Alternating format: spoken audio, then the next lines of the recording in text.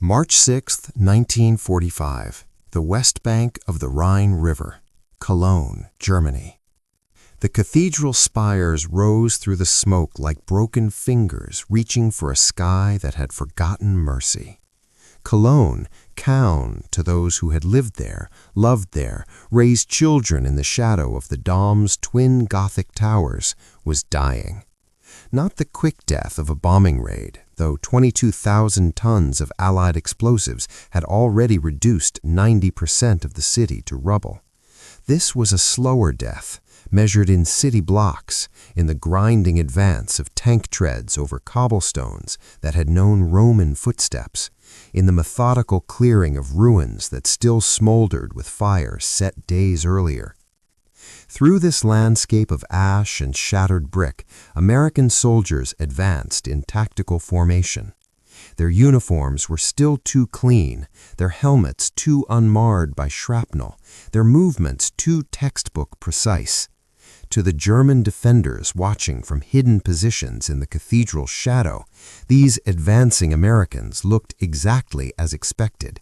Green troops, fresh from training camps, playing at war with the kind of by-the-book rigidity that real combat would soon beat out of them.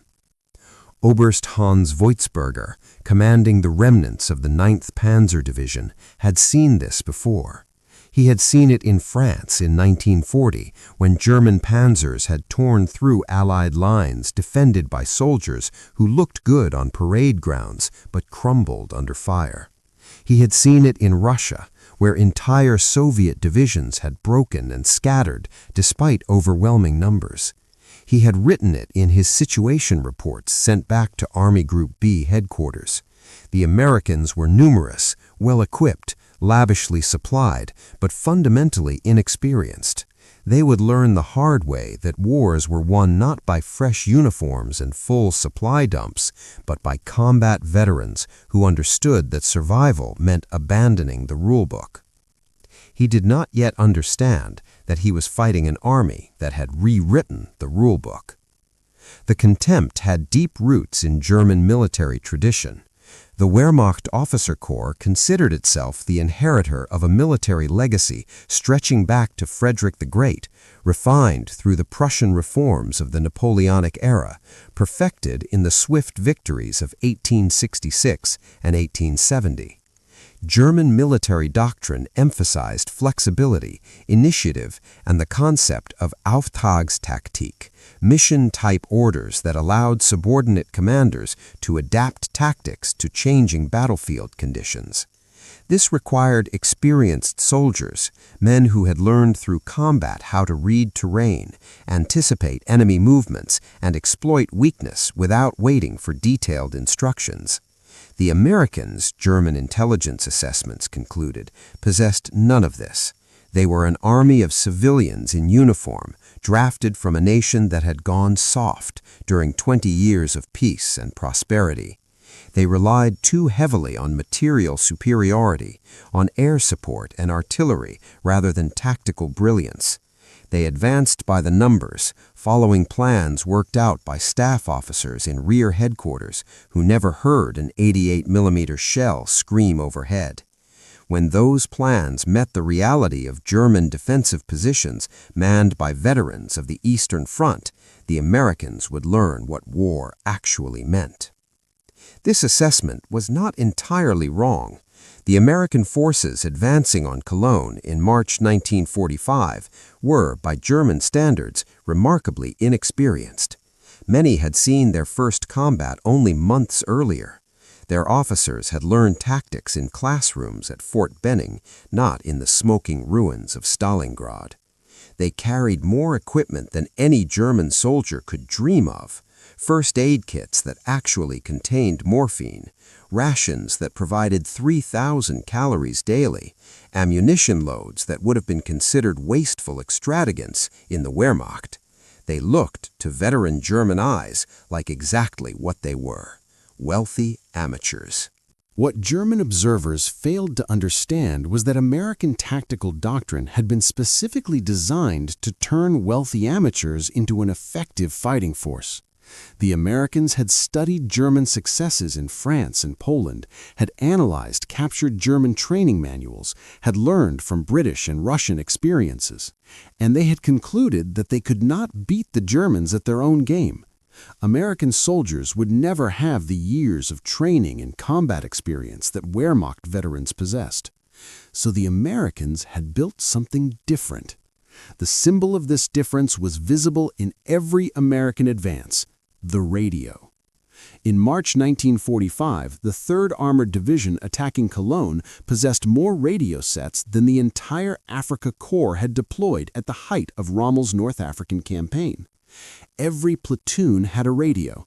Every tank had a radio. Forward observers could call for artillery support and receive fire missions within minutes. Fighter bombers could be redirected mid-flight to support ground operations.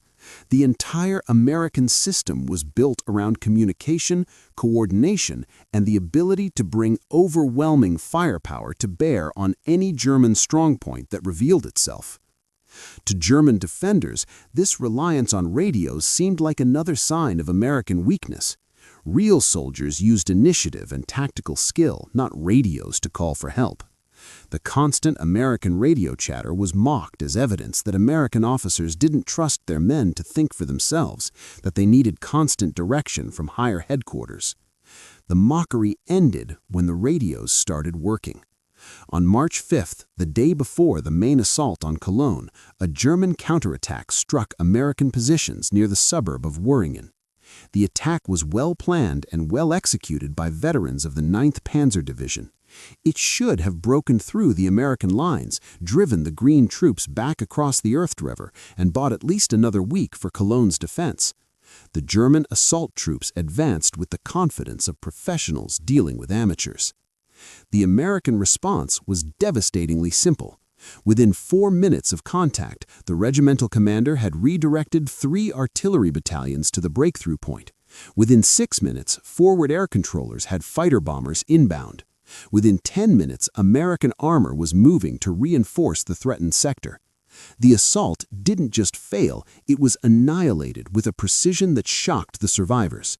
Entire companies were erased by coordinated artillery fire that fell like clockwork, adjusted in real time by forward observers who seemed to know exactly where every German soldier was positioned. This was not the panicked response of Green troops. This was something German tactical doctrine had no answer for. A system that replaced individual brilliance with organizational efficiency, that turned inexperienced soldiers into deadly instruments through coordination and firepower that could be summoned with a radio call. The actual battle for Cologne revealed the full scope of German miscalculation. The assault began on March 6th with an artillery barrage that lasted 90 minutes and consumed more shells than the Wehrmacht had fired in the entire French campaign of 1940. German defenders dug into the rubble of their own city, absorbed the bombardment in positions they had spent weeks fortifying. They emerged from their bunkers ready to face the expected American frontal assault with the confidence of veterans who had survived worse on the Eastern Front. The Americans did not come as expected. Instead of mass infantry charges or predictable armor thrusts, the American advance came as a series of coordinated probes, each one supported by precisely calibrated artillery fire, each one designed to identify German positions without committing troops to costly frontal assaults. When resistance was encountered, the American forces did not heroically charge forward. They stopped, called for fire support, and systematically destroyed the strong point before advancing. It was mechanical, it was unglamorous, it was devastatingly effective. Oberst Voitsberger watched his defensive plan unravel with the sick realization that he was fighting an enemy who refused to fight the way Germans expected. The Americans were not showing the elan of French troops in 1940, ripe for encirclement. They were not showing the suicidal courage of Russian soldiers in 1941, willing to charge machine guns in human waves. They were showing something more dangerous: disciplined patience backed by unlimited resources. Every German counterattack was met not with American heroics, but with American firepower. Every attempt to exploit what seemed like American caution was answered by aircraft that appeared overhead within minutes, by artillery that landed with uncanny accuracy, by tanks that coordinated their movements with infantry in a way that suggested not battlefield brilliance, but endless rehearsal and perfect communication. The 3rd Armored Division cleared Cologne block by block, building by building, with a methodical efficiency that made mockery of the term green troops. They were green in experience, but not in execution. They followed procedures that had been developed in the North African desert, refined in Sicily and Italy, perfected in the hedgerows of Normandy. These procedures were taught in training camps, practiced in mock villages, drilled until they became instinctive. And now, in the ruins of Germany's 4th largest city, they worked exactly as designed. The German defenders kept waiting for the Americans to make a mistake. According to German tactical understanding, inexperienced troops became vulnerable when stressed, when tired, when forced to operate beyond their training. The Wehrmacht had built its doctrine around exploiting such moments: the sudden counterattack that caught green troops off guard, the night infiltration that sowed panic in inexperienced units, the feint that drew raw soldiers into an ambush. The Americans never gave them the opportunity. When night fell on March 6th, German commanders expected American forces to halt, to consolidate, to give experienced German troops the chance to infiltrate, to counterattack, to regain positions lost during daylight. Instead, American artillery continued to fire throughout the night at pre-planned intervals, illuminating the ruins with flares, making movement impossible.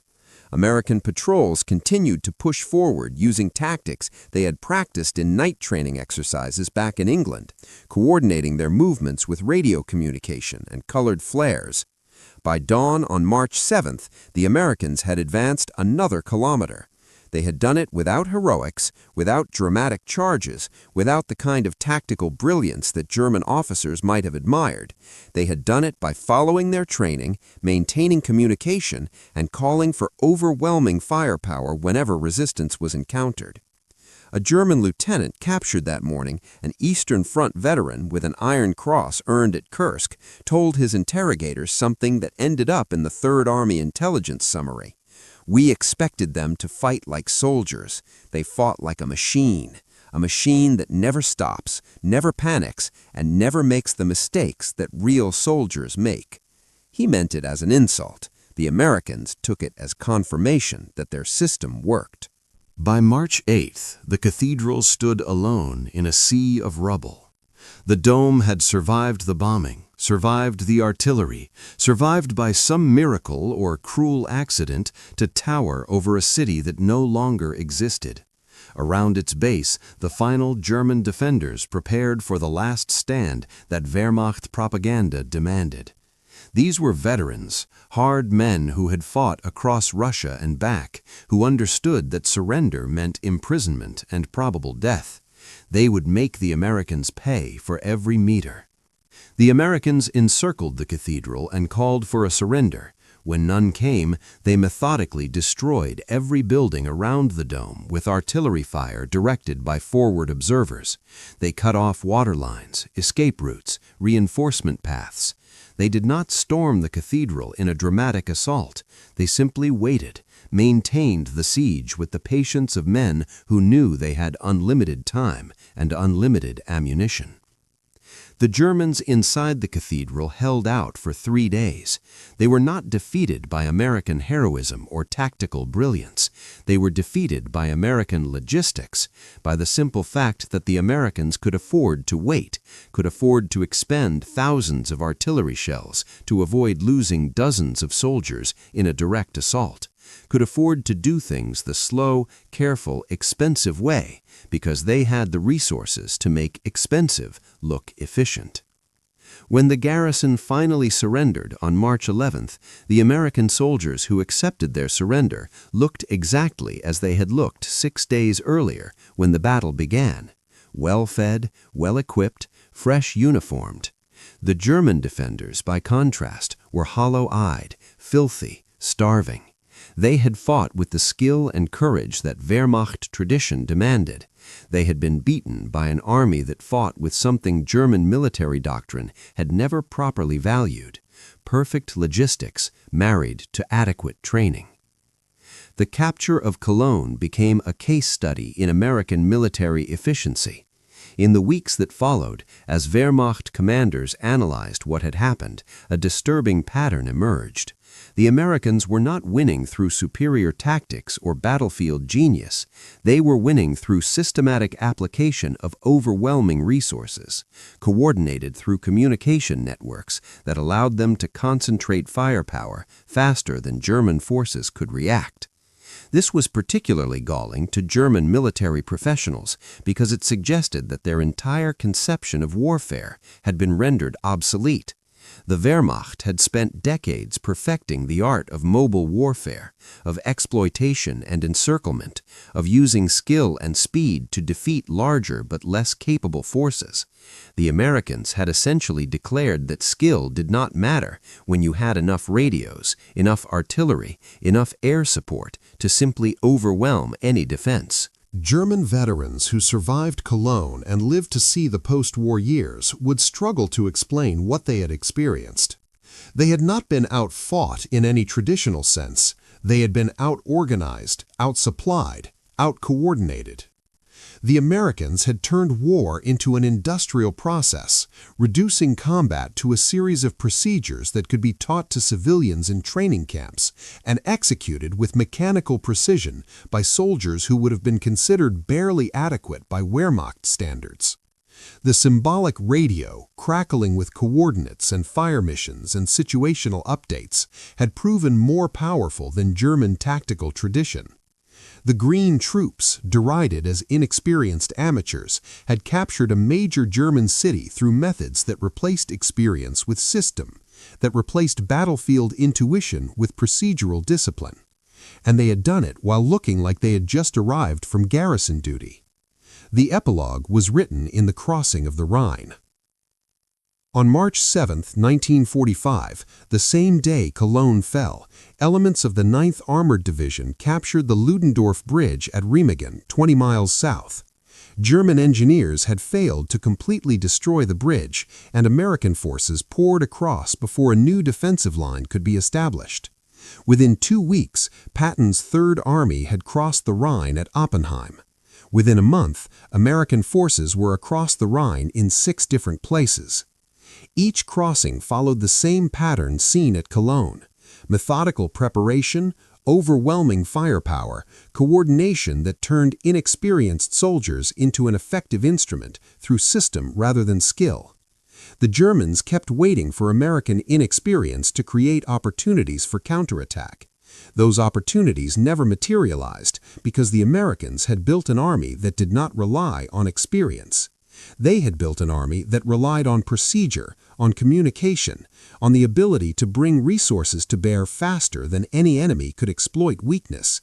It was not glamorous. It was not the kind of warfare that German officers had been trained to admire, but it worked with a terrible efficiency that made traditional military virtues seem almost quaint.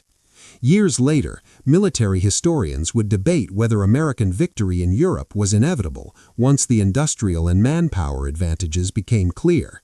The answer was more subtle than simple material superiority.